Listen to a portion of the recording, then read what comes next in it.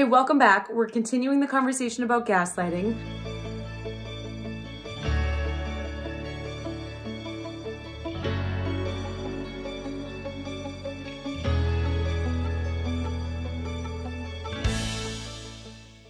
I got really personal in the last one, and I never do that, but I think it's important to know that even, somebody who's a date coach and, has their wits about them. And I've always been like a very strong-hearted and strong-minded person that you can get taken advantage of and be brought down a gaslighting path. And it's really scary, honestly, because you just forget who you are. And I will say that even after doing the work and healing and finding my now husband, who is the exact opposite of any of those things, those triggers still live within me. And it's taken me a long time to unwind those patterns and to think like that just because I decided to be with somebody like that, just because I decided to let someone hurt me like that and dwindle me down, doesn't mean that I still need to stay stuck in that mindset or shame myself. I think shame is one of the most difficult feelings that we have as humans, because it's hard for us to make sense when we make a mistake. So what do? We shame ourselves. Like, oh, how could you do that? I can't believe that. And like the inner spirals of the monkey brain kind of come present. But that shouldn't be the way. What I think the way is to recognize that we are reflective and attract people from where we are in that moment of our life. So I must have been in a weak state. I was looking for something. I was looking for someone to save me. I was struggling with my identity and where I was. And there was this person that was so strong-willed and loved me and was going to show me this way. And I was just looking for an escape. So that was my shared responsibility of it. And I think the other shared responsibility was sometimes lust is very powerful. And so when you meet somebody and that chemical connection is so real, it's so difficult to know, like, is this somebody that I love? Or is this just somebody that I pheromonally match with? I don't know if you saw that show on Netflix called The One, and it's fiction, it's based on a book, but the concept is they figured out a way to pull someone's hair sample and genetically find out who is their match. And so as soon as they meet them, from the second they meet them, there is this like familiarity, where even the way they smell, the taste of when they kiss them, or just the way that they look in their eyes, like, I know you. And I guarantee you've met people like that in your life, where you just look at them and you're like, I know you.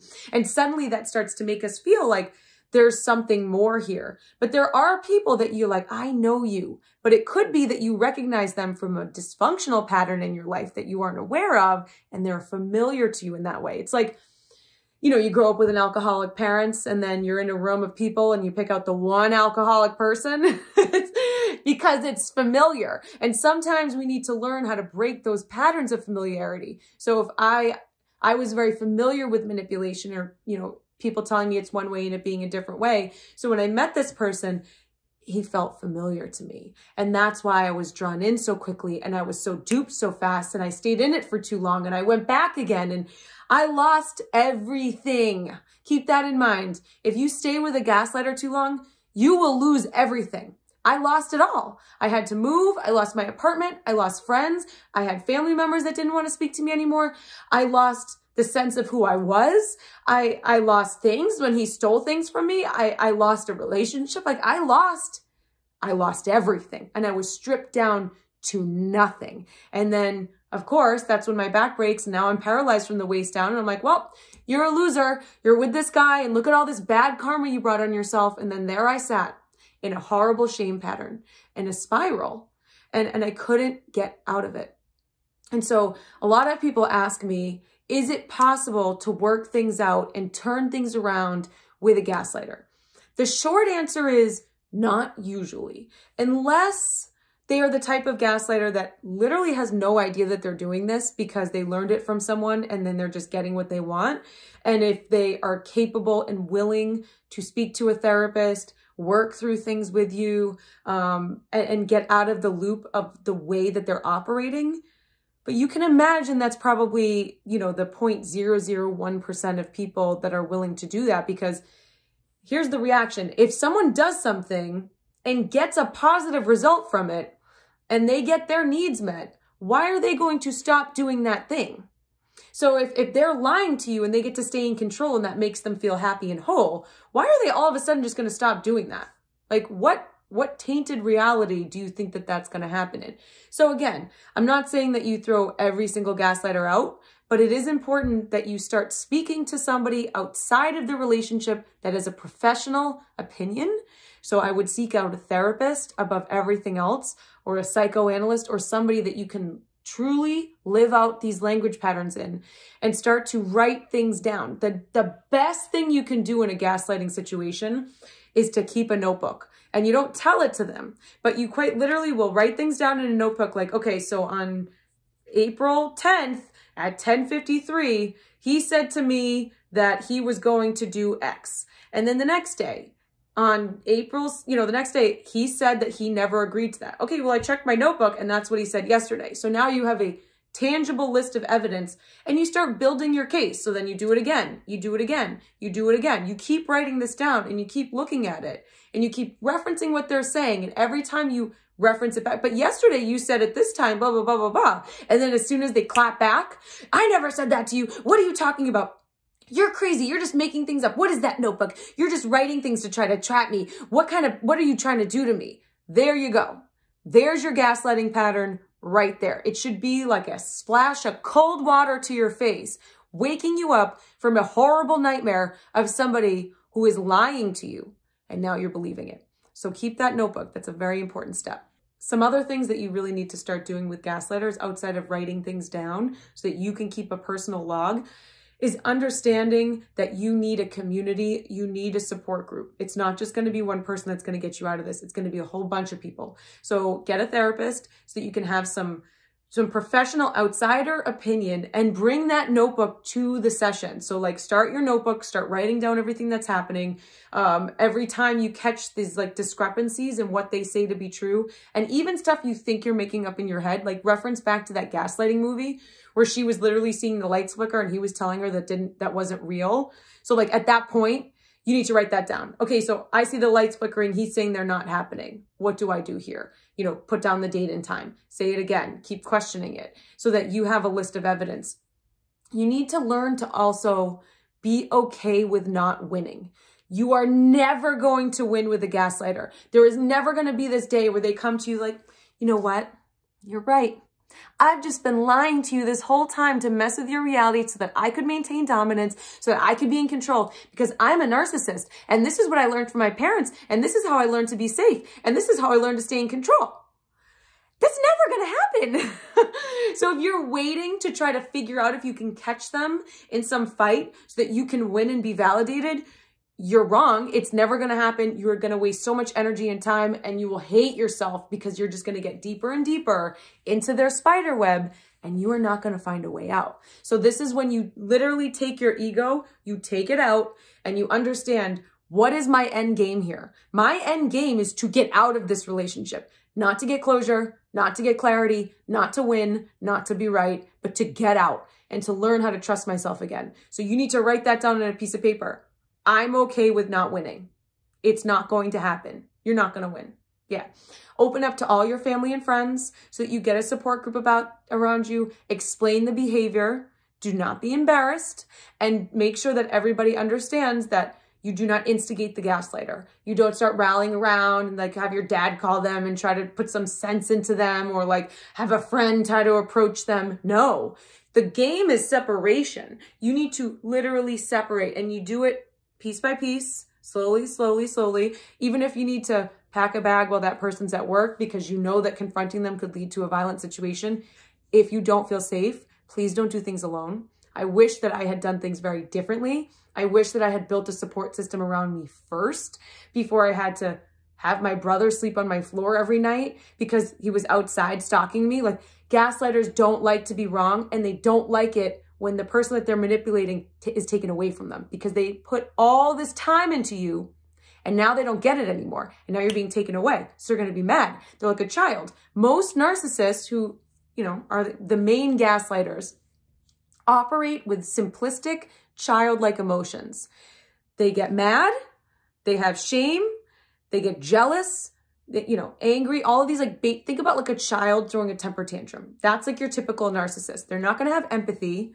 They're not going to have, complex emotional patterns to be able to talk to you about how you feel. A narcissist only cares about how they feel, about what's happening to them, about how this person next to them appears in relation to them. So as soon as you say, I'm done, I don't want to be with you anymore, now the narcissist is saying, what do you mean you don't want to be with me? I'm the best.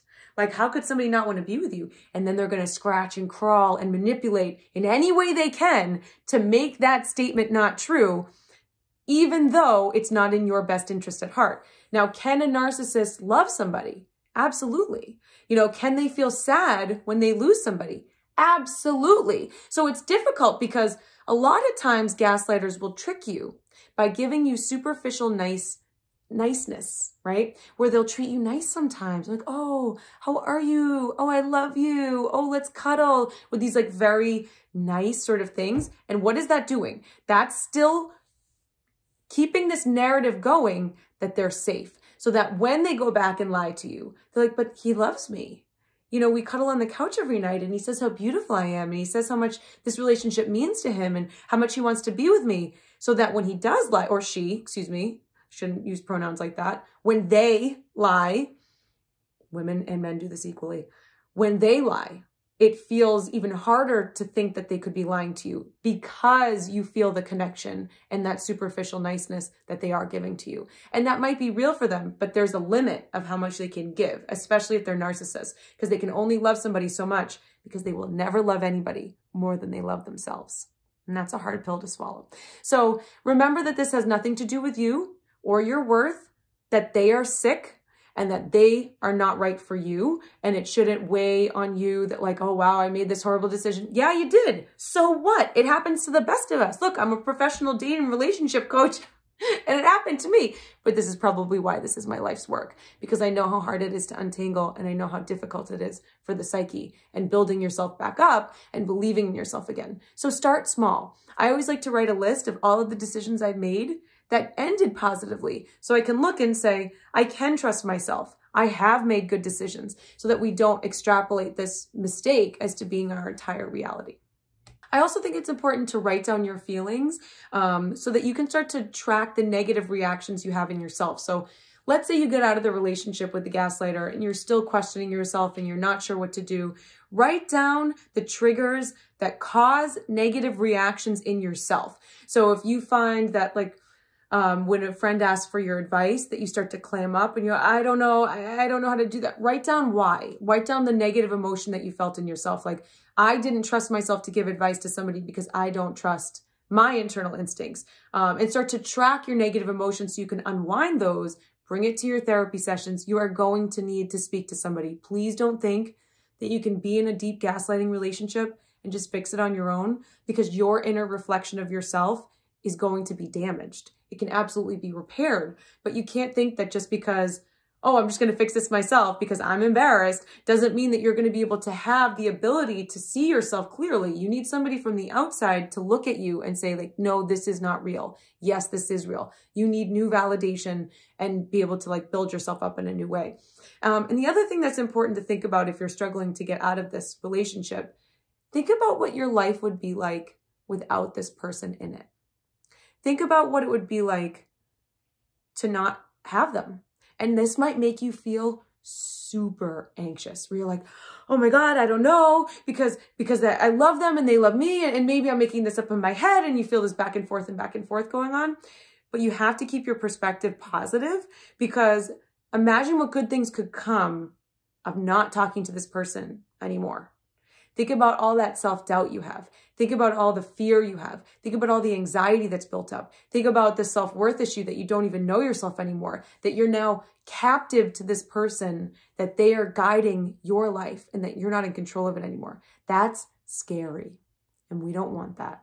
So my hope for you is that if you are experiencing this, you can get some perspective from this podcast, do some research online, talk to a therapist, get your family and friends rallied around you. Start to make a notebook of all of the things that they say and what you actually happened, so that you have evidence to look back on, and unwind this relationship calmly, quietly, and with support. because we don't want to inflame the gaslighter and cause an explosive situation that could lead to some sort of violence. You need help. You need people to support you. And if you need someone to talk to about it, I'm your girl and a therapist, how many support members you need in your group. Don't make any excuses for what you need. I genuinely am concerned for anybody living in a gaslighting situation. I want you to be happy and healthy. You deserve to be happy and healthy, but it is your responsibility to become happy and healthy. So with that said, love and light to all of you. I hope you learned a lot from this lesson, and my heart goes out to anybody who's suffering in this. You know that there's always somebody out there who's willing to listen. That's me or anybody else in the world of therapy and self-help. So lots of love, be well, be strong, and get out while you can.